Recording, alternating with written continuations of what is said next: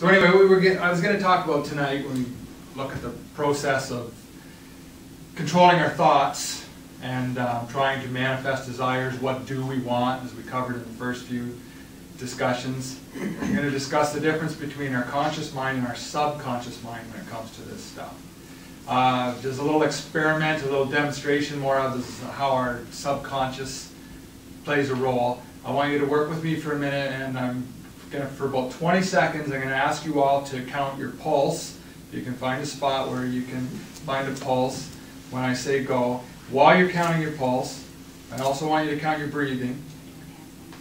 And if you can do that, I also want you to count how many times you blink, and how many times you swallow, how Mary had a little lamb, and listen to me talk. Right, I'm at pulse. I'm at pulse. Okay, that's my point basically. Obviously, you can hum a song and listen to me, and your body will take care of everything else at the same time. That's all in your subconscious. 95% at least of your life is going on in your subconscious. Every time you're not consciously present in the moment, you're just running from subconscious. That's 95% of our existence.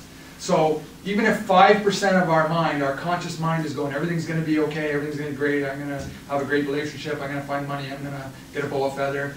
If 95% of your mind is going, this is crap, I have no money, I'm not attractive, my wife hates me, I hate my wife, blah, blah, blah, you're not going to get the 5% mantra that you're singing if the 95% is not on board. That's paragraph 1.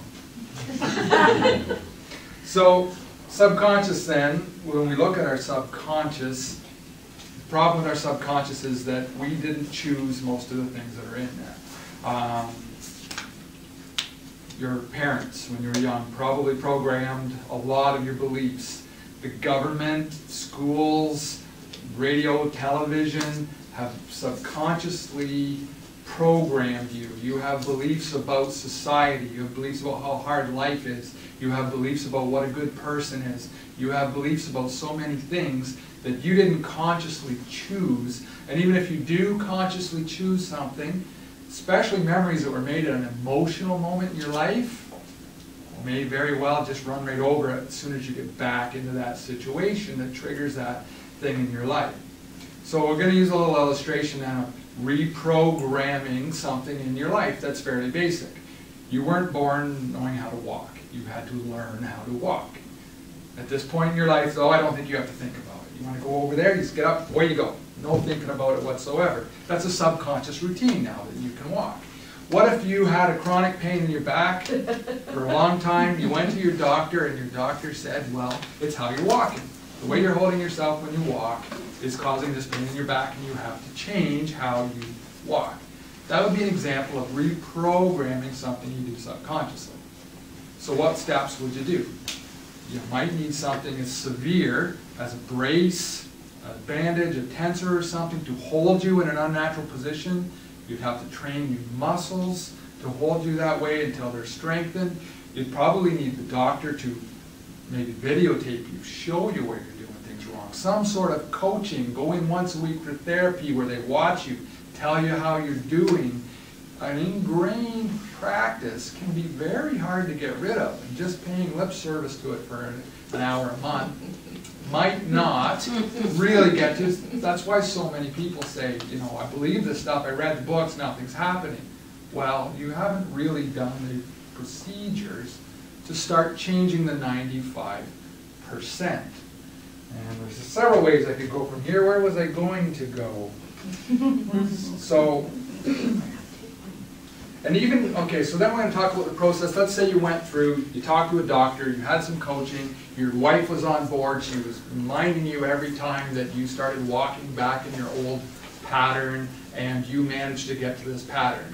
And then you're crossing the street, and oh, there's a taxi beeping its horn, and you walk across the street, and you walk the other way, and now you lost it again. You can get setbacks quite easily. A lot of people with law of attraction, they work on it, they practice, they get to a point when a panic moment happens in their life or an old situation, they revert back to the old thoughts and patterns about that quite instinctively, They can undo a lot of work they did, and now they're saying, oh, this didn't work again. It's just a setback. It's quite normal. In fact, when you read autobiographies of very successful people that have had some law of attraction belief in their life, most of them went through a real bad period before their biggest success. And the biggest trick can be to keep your mentality, to not get down and discouraged when that point hits. It's quite common to hit that point where something will happen to really rattle your convictions, because let's face it, a lot of times we're hanging on to something that is not allowing us to get onto our dreams. Sometimes the only way the universe can pull out from you the old patterns, maybe you're wearing an old pair of shoes that is making you walk that funny way that's hurting your back, and someone's got to steal your shoes before you're going to move on and buy a good pair of orthopedic shoes. Maybe you have to go get a new job and make $5,000 to buy a good pair of orthopedic shoes and leg braces before you're going to get over your back pain. Illustrations to show that it can be a process where there's a low point before the high point. The other thing that happens when you're reprogramming your subconscious and you're saying, I don't see anything happening, nothing's coming about, we carry around a lot of subconscious patterns, and we can usually only work on a few at a time. And for years, with some of us, I know in my case, you're spending more time clearing out the bad stuff. You're just simply, I don't believe the universe actually sends us bad energy, but we can definitely hold bad thoughts in our head and block the good stuff from coming in. So if it takes you 2 years just to get rid of bad thinking, you have to get to the tipping point where you have more positive expectations, more positive vibration coming off, and then once you hit that point and it starts rolling and good things start happening, then it's easy to believe in all the good stuff and focus on it. But until you get to the point where you have good stuff in your life to actually focus on, it might just be relief. You stop attracting the bad situations. It's not as bad that you're not living every day in that situation. Now you can go back there in memory and relive it if you want to and keep it going, but at first you may find that all that's happening is a lightening of your load and of your mood, and then one day when your mood gets good enough, you'll find this really starts going. Usually when we find people that are good at law of attraction, they're annoying. They're happy. Everything's, yeah, I would be happy too if everything was going like that in my life. Well, they've crossed the tipping point. That's basically what's going on there. And those are the pitfalls that you wind up getting into when you're going with this. It seems like it's not working, it seems like there's nothing happening, and then you hit a snag in the road for one reason or another, and you automatically go back to old patterns. So we've covered most of that. So then what can you do to hurry up and move these things ahead, move out old beliefs? Sometimes we can't even remember them. So many of the things that were ingrained in our life from an early age, we can't really remember. And you don't really need to. If an issue comes up where you can feel the emotion around it, that it causes you to tighten up, that it causes you to get angry, that it causes you to get frightened, even if you can't remember the real thing, look up TFT or EFT, emotional freedom techniques, where it's kind of like using acupuncture without needles, but you're using the meridian points on the body the same way the Chinese do, to let the energy that you've locked up around that issue flow on through you. Tapping. Yeah, when I first started looking at this stuff and got to this chapter, it made a really noticeable difference. When I hit an issue that was holding me back and something that was still hung up on, and I tapped on it, I could feel it change. Now at this point, where things are getting a lot more subtle, and I think most of the big stuff moved on, I don't notice much from tapping. But it can actually help you instill new values too. If you're trying to adopt a belief, and it's stuck as a, I don't really believe this, tapping on it while you hold the thought in your mind can help it flow through you a little more and get feeling more natural to you.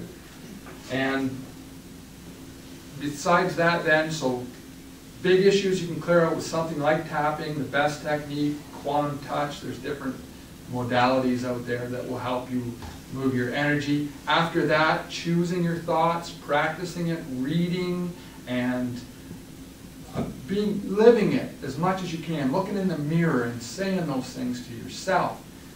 But then the third thing that builds belief that is essential, that psychiatrists, support groups, people that are helping you to get over addictions or get on with something new in your life, groups are very important. When you are trying to adopt a new belief and you're in a closet believing it to yourself, it's not very convincing. But when you get in a group of people and you see other people believing it, when you get in a group of people and they look at you as that new thing you're trying to be and give you that feedback, that's what programs, that's how you got most of the subconscious routines that are in your mind already, is from that kind of social feedback. So if you can control what social feedback you're getting to reinforce beliefs you want to hold, that really speeds up the process of reprogramming your subconscious. Pardon me? Like minds? Nobody likes your mind.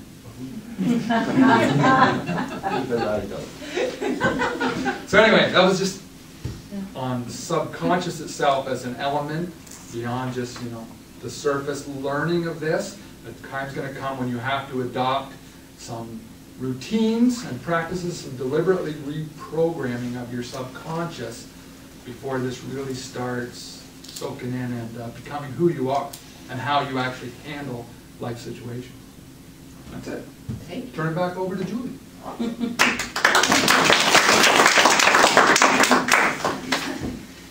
You can watch that on replay later. Great. That actually dovetailed nicely from our talk with Rob Eichmeyer.